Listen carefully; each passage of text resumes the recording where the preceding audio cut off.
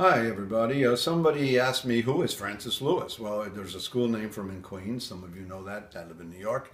And some of you don't want to know that there's an expressway named for him that is always tied up with traffic on the way to Kennedy Airport. But who was he? Well, he was a native New Yorker. Actually, I shouldn't say native New Yorker because he was actually born in Wales, reared in Scotland, and came to the country and became a very successful and wealthy merchant. By the time the American Revolution came along, he was driven in and a patriot.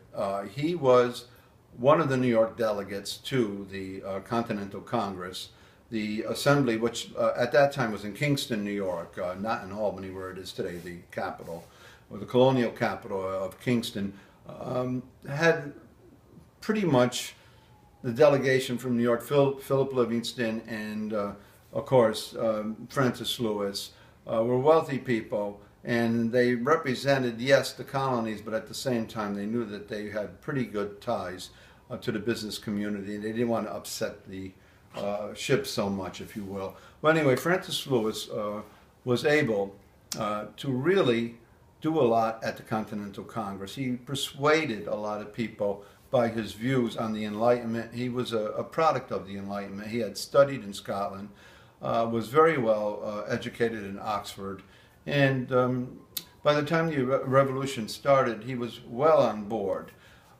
During the revolution, after he signs the Declaration, he had a terrible thing happen. His wife was taken prisoner by the British at their home in Whitestone, and his mansion was ransacked. His wife had a terrible time, was put on board what is called a prison ship, and was really neglected in terms of proper hygiene and also clothing, and suffered terribly and ended up dying a few years later. And Francis Lewis never forgot that, and I don't think he ever forgave the Brits for that to the day he died. He lived to be an old man. He died in 1803 and is buried, by the way, in Wall Street, Trinity Church Courtyard, where Alexander Hamilton is buried, and two other signers of the Declaration of Independence are buried.